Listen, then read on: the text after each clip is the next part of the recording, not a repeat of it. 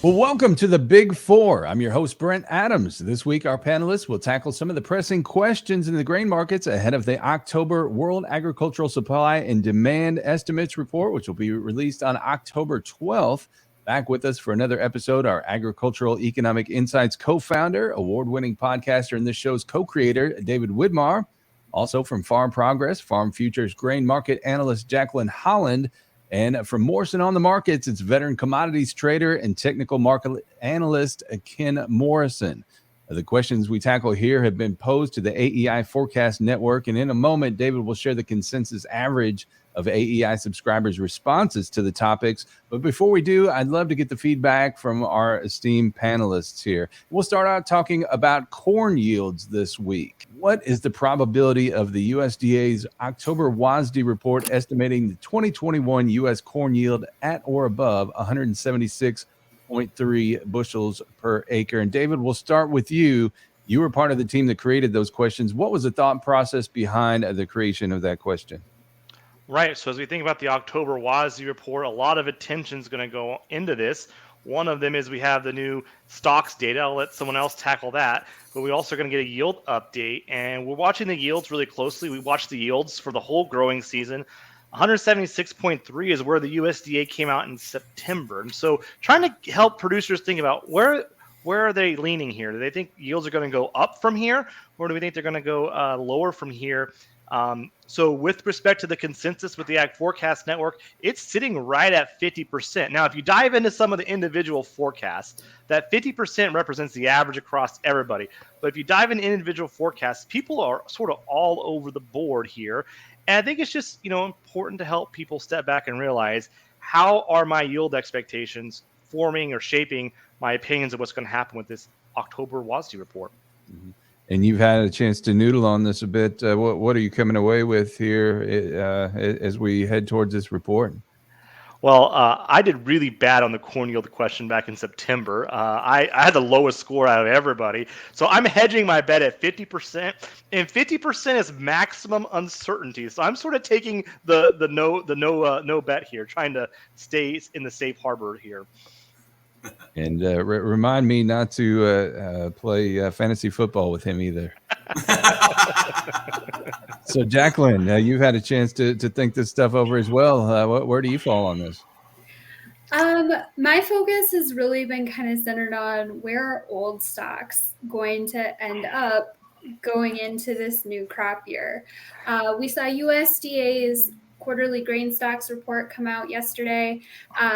My back of the napkin math shows that USDA is probably going to take away about 120 million bushels of old crop corn usage, based on the stock increase that we saw yesterday.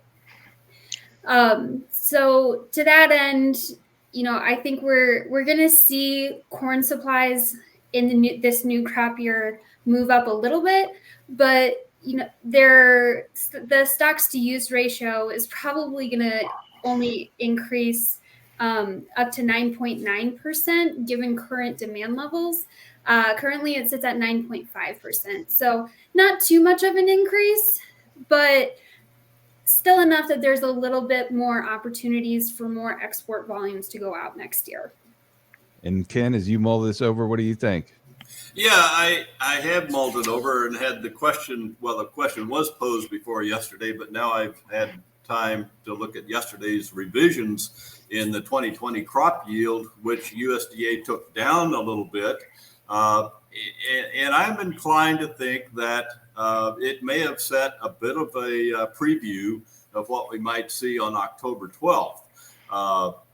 As Jackie mentioned, part of the revision yesterday from USDA is that they lowered the 2020 corn crop by about 70 million bushels. And part of that revision was acreage, and part of that revision was in yield.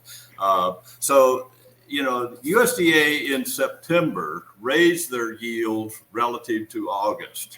I think I'm going to give it about a 40% chance that Well, let me say this. I think it's going to be about a 60% chance that it's lower than the September yield that they put out, but still higher than the August yield that they published. So that's kind of where I line up on the yield prospects for corn. And frankly, had they not made that revision in the 2020 yield yesterday, I probably would have been inclined to say I think they'll stick with what they said in September. So mark that down. And now I want to move into soybean yield. What is the probability of the USDA's October WASDE estimating the 2021 U.S. soybean yield at or above 50.6 bushels per acre? And Jacqueline, we'll give you the first crack at this one. What do you think? I'm a little hesitant to say that the yield will change significantly. I've heard a lot of reports of armyworm, and well, I know that that's probably not going to impact yields at this point. It definitely could impact quality. So I'm just a little bit hesitant to make a significant change in USDA's yields. The one thing that with yesterday's report that I think is going to be really important for the October WASDE report was USDA adding in 81 million bushels of soybeans from last year's production to this year. That does probably increase my propensity to say that USDA is going to go a little bit higher tomorrow, just in seeing that we have those better historical yields. But I think ultimately, by the time October rolls around, the October WASDE rolls around, we're gonna start to be trying to figure out how these greater soybean supplies that we found yesterday are going to impact new crop prices. Kim, what do you think about that? Yeah, as Jackie mentioned, USDA raised the 2020 bean production number by about 80 million bushels by virtue of a little higher acreage and also a little higher yield. I'm going to give it about a 80% probability that USDA will be exactly on their yield at 50.6 as they were in September, which, by the way, they raised it a little bit in September relative to August. So I'm thinking the harvest is not that far along to have a sense for what yields have done. So I'm going to go 80% probability that they stand pat at 50.6. 80% there, David. What do you think?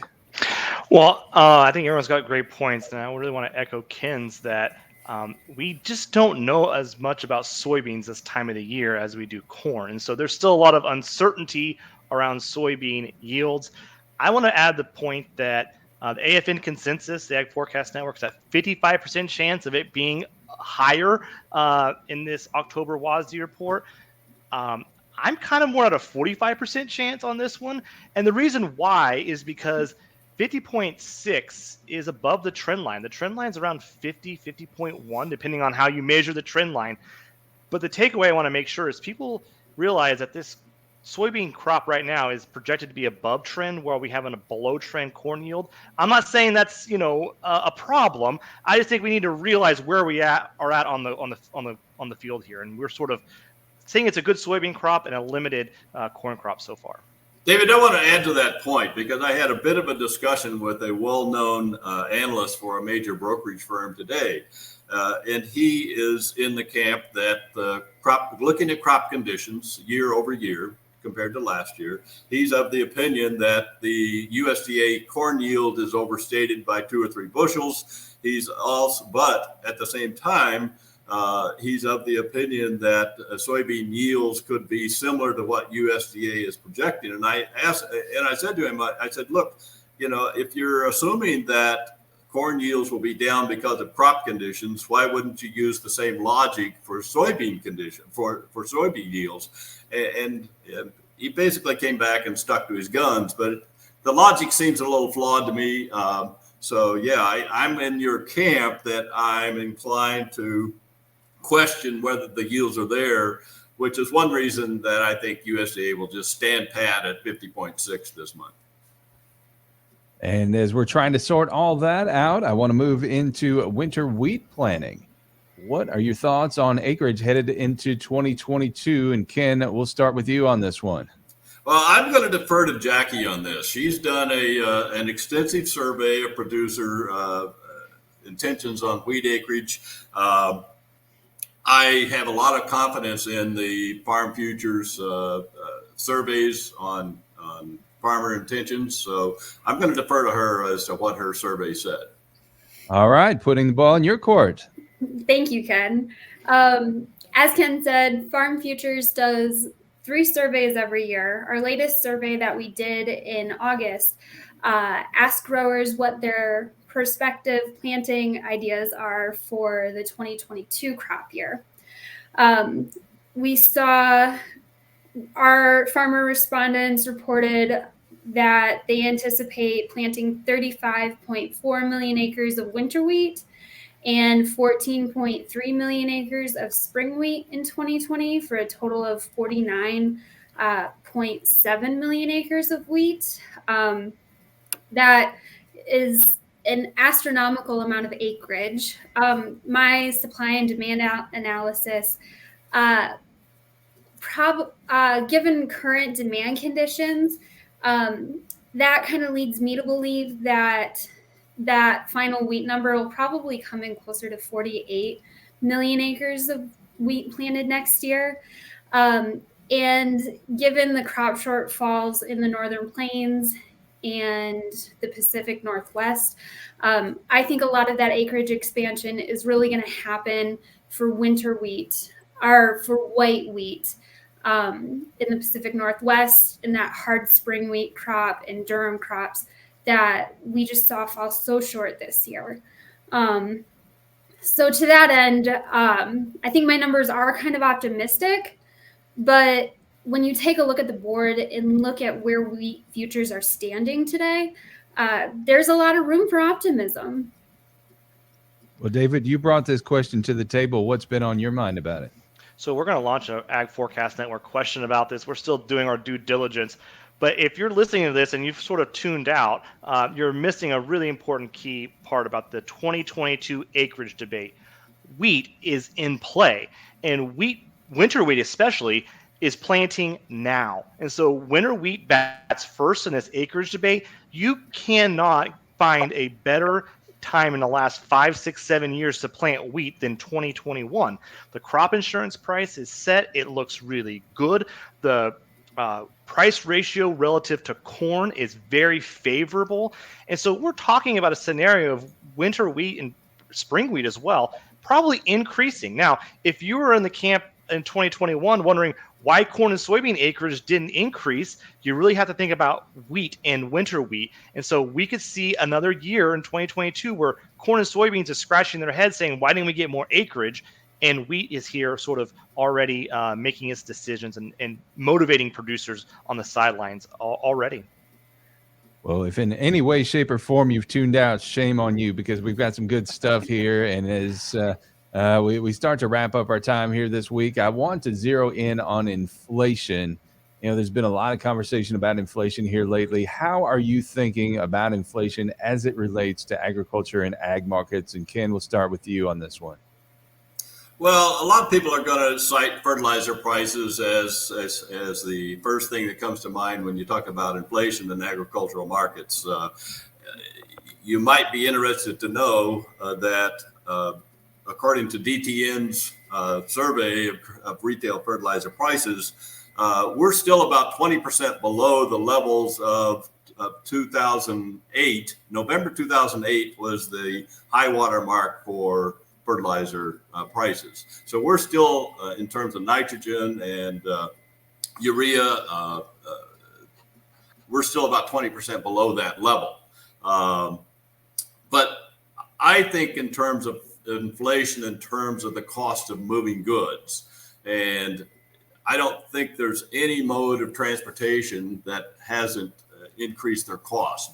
And the one thing that concerns me most is the cost of ocean freight from here to major destination markets. You look at ocean freight today from here to China, it's double what it was this time a year ago. you look at barge freight, and part of this is a result of Hurricane Ida that's got the barge logistics kind of out of whack. Because if you can't unload barges in the Louisiana Gulf because you've lost capacity, then those barges are going to take longer to get to the harvest areas along the river in the north. Barge freight today in Illinois, along the Illinois River, is about 800% of tariff. Normal this time of year, I would consider to be 400 to 500% of tariff. At 800% of tariff from central Illinois along the Illinois River to the Louisiana Gulf is over $1 a bushel.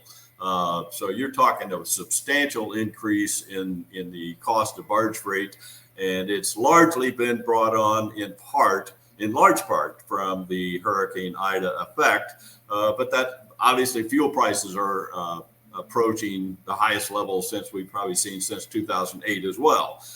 So those are the two things that come to my mind when I think about inflation in agricultural markets.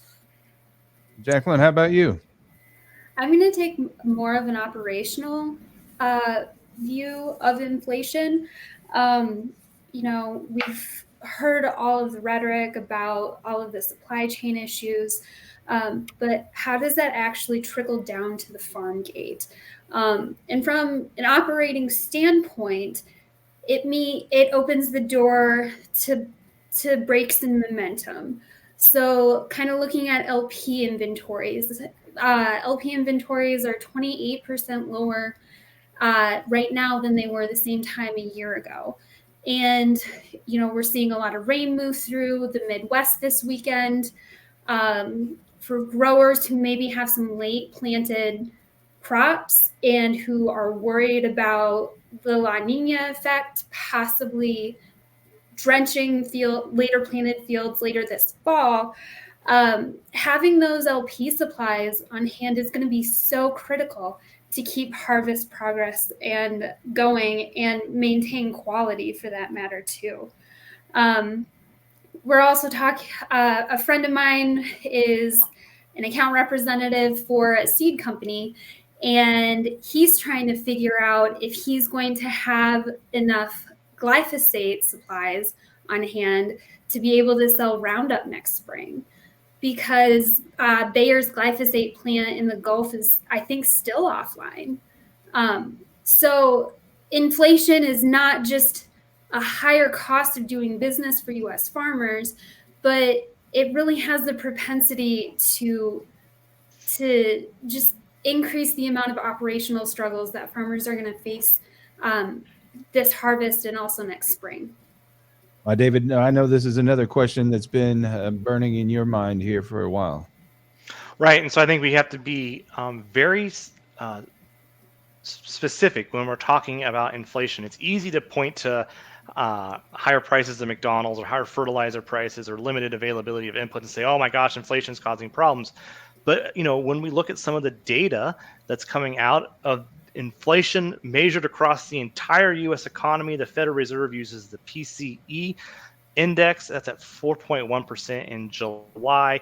And that's, well above the 10-year average of 1.6% that we had the decade before. So it's higher. And the question is, what does it look like longer term? And, 4% over the next decade would probably be a little bit too high. But the question comes up, is this a short-term blip or is it a long-term issue? That's a debate raging on. But what can individual producers do? Just what Ken and Jacqueline said. Think about the implications for the decisions you're going to make. Don't let that narrative sort of override some of your due diligence and your good pencil sharpening work. And we were talking earlier about fertilizer. I see a lot of people jumping to conclusions about planting decisions in 2022 because of fertilizer prices without looking at the full economic picture of what those budgets look like. That's where we get ourselves in trouble with talk about inflation, when we take something that is, critical and important, but we just overplay that hand. Well, I tell you what, we've given the folks here at home a lot of food for thought. Before we wrap up, we'll take one last pass through the field to get your final thoughts on anything else on your mind here as it relates to the state of agriculture and the markets. And Jacqueline, we'll start with you. So one topic that we've all kind of been discussing on this side is looking at new crop acreage for next year. The survey that my team at Farm Futures did indicates that farmers are looking to plant 94.3 million acres of corn next spring and 90.8 million acres of soybeans. Given kind of optimal supply situations and pricing for that matter, I estimate that my corn estimate might be a little bit too high. I predict that 91 million acres of corn are more likely to be planted next spring. But that has kind of been top of mind for all the growers that I've been talking to, not just with harvest, but also with the input situation and trying to make some of these new crop decisions a little bit earlier than usual. Well, Ken, what else has been under the microscope for you? Well, specific to the October 12 USDA update on supply and demand, the changes and revisions that they made yesterday has very important implications for the corn supply and demand balance. What I mean by that is the implied feed, corn for feed in the year that just ended in August was much less than anybody anticipated. It was levels that we haven't seen, low levels that we haven't seen since 2018, the fourth quarter of 2018. That's going to roll over into a lower corn per feed number in the October 12 report. I'm convinced of it. I think USDA will probably take that number down about 200 million. So the implications of that is if, for example, the USDA leaves the corn yield unchanged from the September estimate, in my opinion, based on what I expect them to do with the corn for feed number, we could be looking at a year-end carryout for 2022 in corn of something in the neighborhood of 1.6 to 1.7 billion bushels, or around 11% stocks to usage. That compares to the year just ended at a little over 8%. So we have the potential for some slack in the corn balance sheet, slack meaning good supply, adequate supply if all things hold together. But it's something to look out for because, as I said, nobody anticipated the feeding number to be as low as it was in yesterday's report. And as a result, I don't think people have quite connected the dots as to what that will likely mean for the coming year ahead. We have animal numbers, hogs and cattle, that are similar to the fourth quarter of 2018, meaning that they're considerably less than they have been over the last 2 years. So it made sense to me that corn per feed was the number that was implied in yesterday's stocks number. Well, David, bring us home as we get closer to this October 12th WASDE report. What's on your mind? Well, I just hope that producers, don't become too hyper-focused on one specific thing, such as maybe only looking at the yields or only looking at fertilizer or making planting decisions or thinking about planting. I think what we really tried to uncover here is that there's a lot of moving pieces. And while the growing season is wrapping up and maybe the uncertainty on yield is narrowing up, there's still a lot of moving pieces here.